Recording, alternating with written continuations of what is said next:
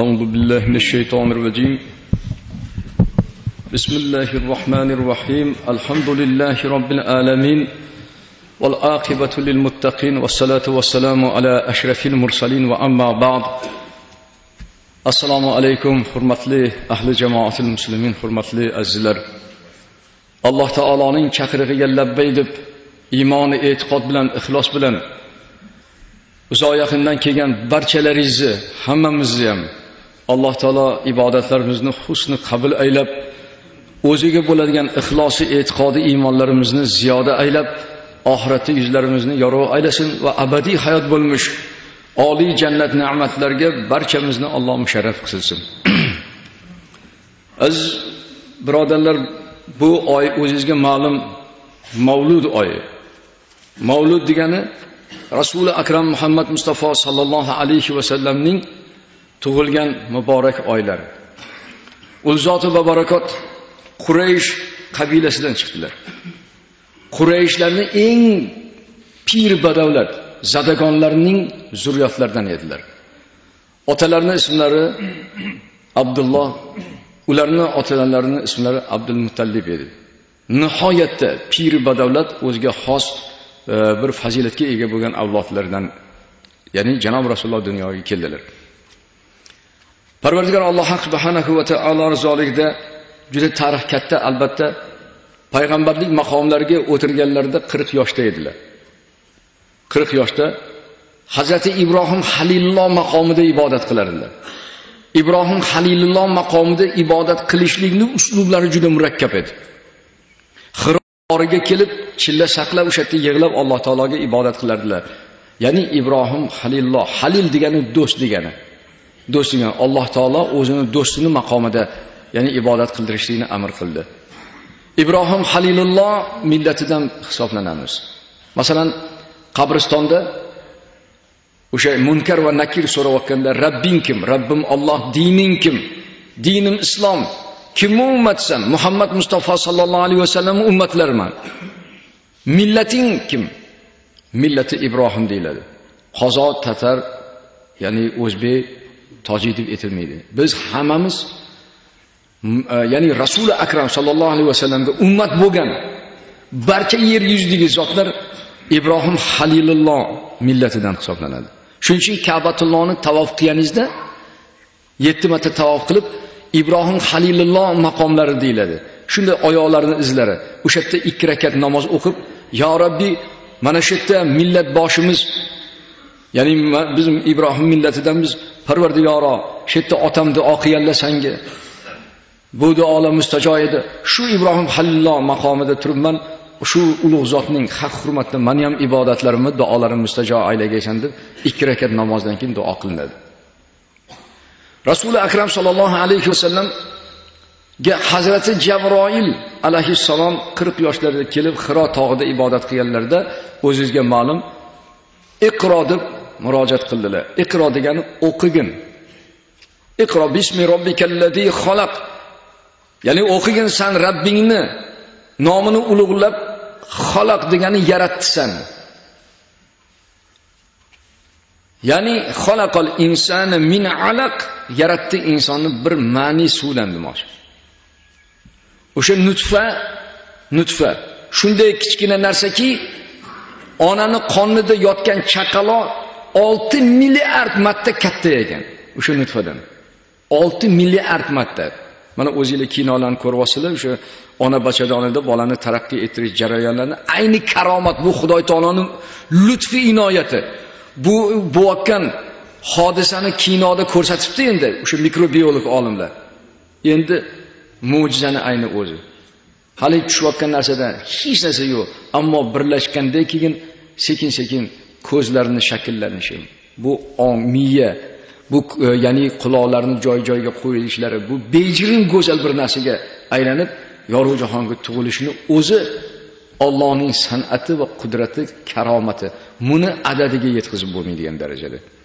Ana shunday qilib Janob Rasuli akram sallallohu alayhi va sallamga payg'ambarlik kelganlarida 13 yil shunday dedilar. Va qala Rasululloh sallallohu alayhi va sallam: "Man qala la ilaha illalloh Muhammadur Rasululloh daxalal jannat dedilar. Kimiki la ilaha illalloh Muhammadur Rasululloh deb aytsa jannati bo'ladi dedilar. Toki shariatni o'rnatib, erta qancha qarama qarshiliklar, qancha azob va uqubatlar, amakivotchalar turib ularga qancha zulmlar ko'rsatgan. Abu Jahl, uni xotini qancha malomatlar. Shunday namoz o'qib turgan paytlarda tuyani so'yib qornini olib kelib 2 kishi shunday bostirib qo'yib, Janob Rasululloh o'rnlaridan tura olmaganlar. Hatto shunaqa xorlik. Urib tishlarini sindirishgan urushlarda. Toshbo'ron bo'lganlar. Qovushlari qonga to'lgan. Shunda ham sabr toqat bilan Janob Rasululloh sallallohu alayhi vasallam 40 yoshda payg'ambar bo'lgan bo'lsalar, 13 yil davomida aytdilar.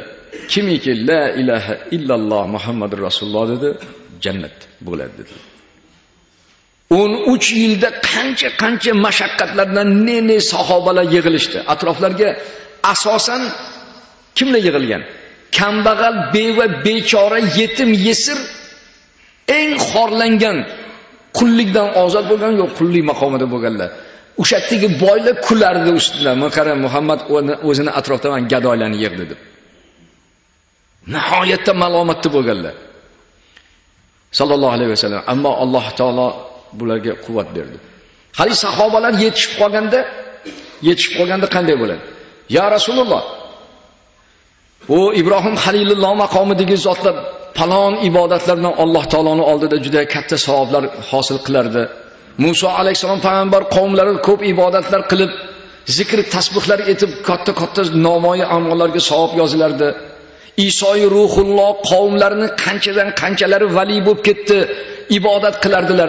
Biz faqat la ilaha illalloh Muhammadur Rasululloh deymizmi deganlarda Janob Rasululloh aytdilarki, bular ancha yetishib qopti-yu.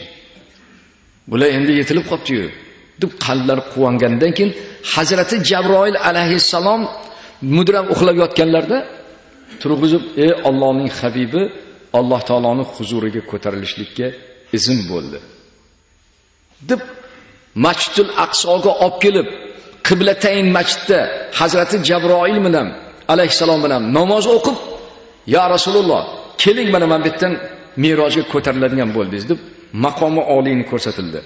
Yerusalim deydi hozir mana shu. Va buroq ot keladi dedi. Buroq ot, vallohu alam, u buroq ot qurilmamikin. Endi unda hali raketa, samolyot yoki boshqa narsa degan so'z bo'lmagan.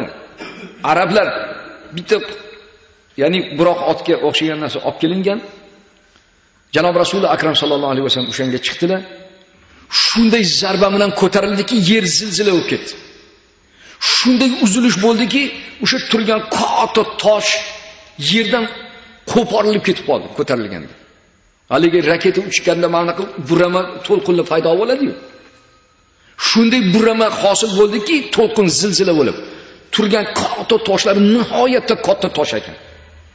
Guvet ko'tarilganlardan keyin hali tosh ham ko'tarilganda to'xta deydi. Tushkin deganda tushib ketadi. To'xta deganda amri Alloh to'xtab qoldi. Shu tosh muallaq holda hozirgacha turibdi. Yaqinda bir birodarimiz uni haligi nima deydi, anaqada ko'rsatdi. Telefonni anaqasida. Qorakan bilan mana qarang muallaq turishini mana shu tosh dedi. Ya'ni qaysi masofada? Mana shu tomdan sal pastroqda. Mana shu tosh olib mashina shuni olsa chaqib qaytib tushadi. Nihoyatda katta necha tonnaga ega bo'lgan katta tosh shunday muallaq turibdi. 1954-yil 21-martda Angliya, Fransiya, Rossiya olimlari bu magnit maydonda turibdi.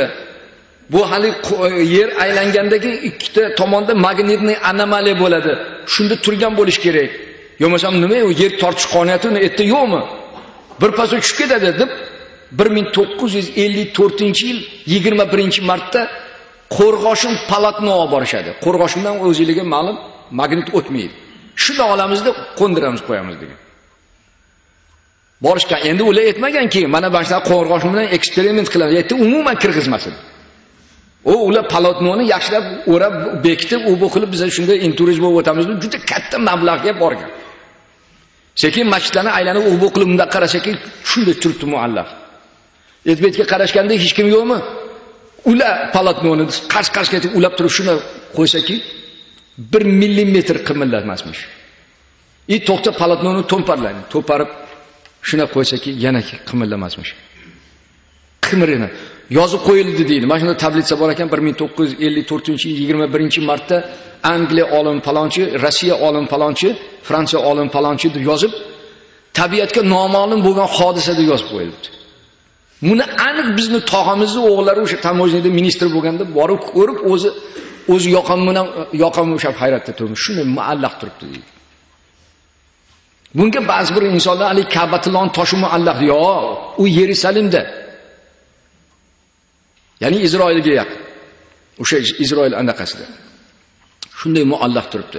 Bunga shubha qilgan odamlar ya'ni gunohkor bo'lib qoladi. Bu Allohning mo'jizasi. Rasuli akram sallallohu alayhi va sallam o'sha nuqtadan Allohning huzuri oliga ko'targanliklarini, ya'ni hujjati, dalili, isboti hisoblanadi. Ana shunday qilib Parvardigor Alloh taolo rizoligiga ko'tarildilar. Janob Rasululloh akram. Birinchi osmondan shunday birinchi osmonga Hazrati Jabroil olib kelganlardan keyin eshik bor ekan. Eshikni taqillatilgandan keyin bir zot chiqdi. Vallohu alam, albatta farishta bo'lish kerak. Assalomu alaykum va rahmatullohi va barakatuh. Allohning habibi Muhammad Mustafa sallallohu alayhi va sallamning Miroj maqomiga ko'tarilishlikka ruxsat bo'ldi. Oching deganlarda Hazrati Jabroil alayhisalom so'zini ikkita qilmagan farishta marhamat dedilar. Shunday eshikdan kirishlaridan Hazrati Odam Safiyulloh